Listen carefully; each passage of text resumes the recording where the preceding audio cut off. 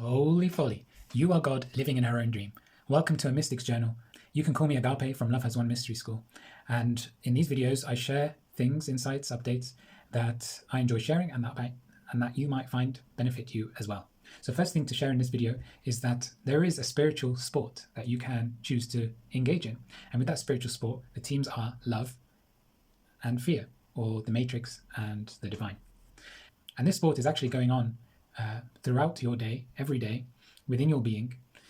And when you feel love, that's love winning. When you feel fear, that's fear winning.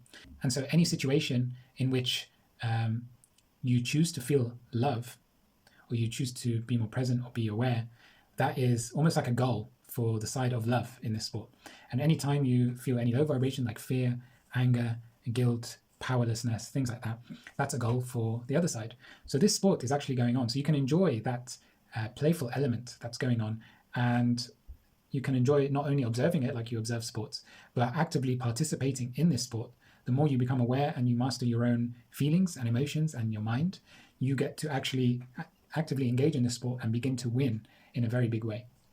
The second thing to share on a similar sort of note is that you could look, instead of a spiritual sport, as there is a cosmic game of chess or martial arts going on between those two same sides. There's a force that we will call the matrix, or has been called the devil in religions, that is trying to make you forget that you are the one infinite creator, and make you believe that you are this powerless individual separate self, and suck you into believing that the illusion that it creates is real, while the other side is the force that is trying to make you remember who you really are, and that force is your true self. And so there's this cosmic game between both of them. And chess is a very interesting analogy in particular, because you've got black versus white, which is obviously the dark versus the light, or you could see it the other way around, the infinite darkness of the feminine energy, and then the masculine light energy. And interestingly, I played with this by myself when I was playing chess. So I decided that I was going to play myself, and when I was the whites, I would play as I normally play, in terms of thinking a few moves ahead and trying to logically think of the best move to make. But then when I went onto the other side, I played as pure feminine, pure presence, pure awareness. I didn't know what move I was going to make. I didn't think about it. I just let the present moment dictate what I should move and to where and when.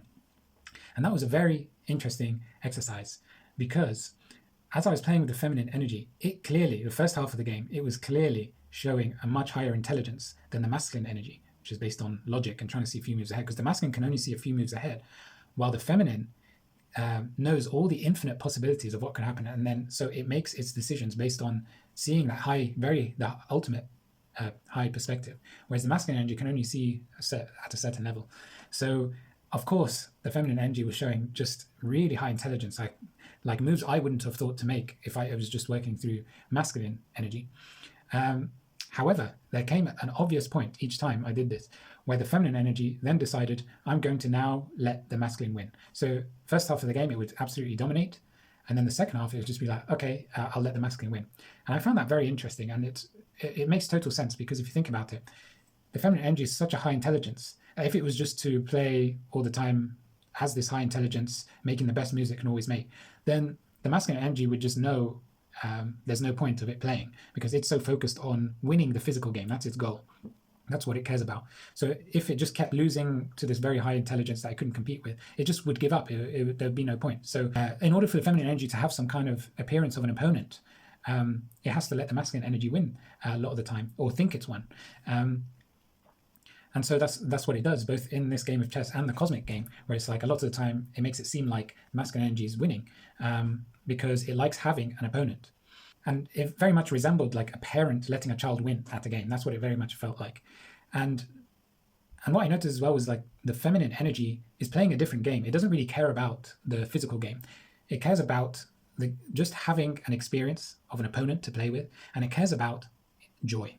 Now, when it lets the masculine win, the masculine experiences joy of thinking it's won the physical game, beaten the feminine energy. And so, like a parent, the feminine energy feels joy because the masculine feels joy. She likes pleasing the masculine. She likes that the masculine is happy. But she also feels joy at just the whole experience and having an opponent. She doesn't care about the actual physical game. So in essence, when she lets the masculine win, both of them actually win in the end, because they're playing sort of different game disguised as the same game.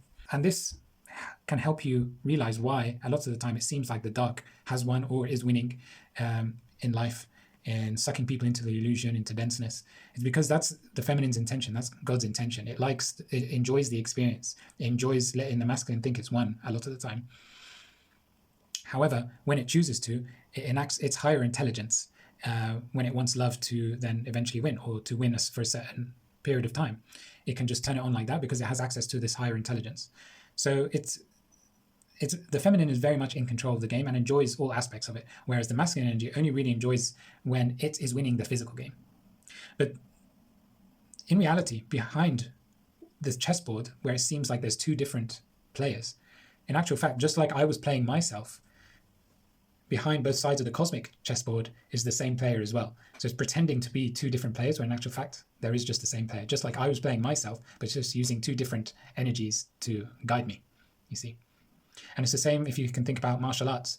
It's as if like there's two fighters fighting each other, dancing, but in actual fact, when they take their fighting costumes off, it's the same person fighting themselves.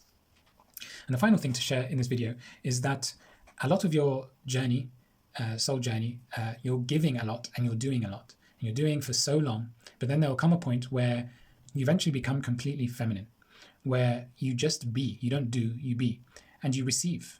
All that giving that you have given throughout your journey, you then enter a state of total receptivity to all the stuff that you gave out now coming back to you, and you receiving it all. And you just, instead of doing anything, you're being. Now, it's not to say actions don't get enacted through your being, but it's a very different way of doing them. Instead of you actively doing them, thinking of what to do, kind of almost forcing doing, it's a being where you're just fully relaxed and letting life flow through you. Whatever happens, happens, and you're just kind of sitting back, allowing it all to happen through your being. It's a very different energy, and you feel a lot more relaxed and more energetic. You're less tired because you're not using your own energy. You're letting life, which is infinite energy, flow through you to do all those things. So it's a very different way of being. So you become from totally masculine, doing all the time, giving all the time, and gradually the masculine is weakening, the feminine is rising within you, and eventually you get to a point where you're completely feminine, only using the completely surrendered masculine when you need to engage with the illusion, but generally you're in the total feminine, total being, total receptive state. So I hope you enjoyed this video. If you have any comments or questions, you can leave them below this video, and I'll see you next time. Yours joygasmically, Agape.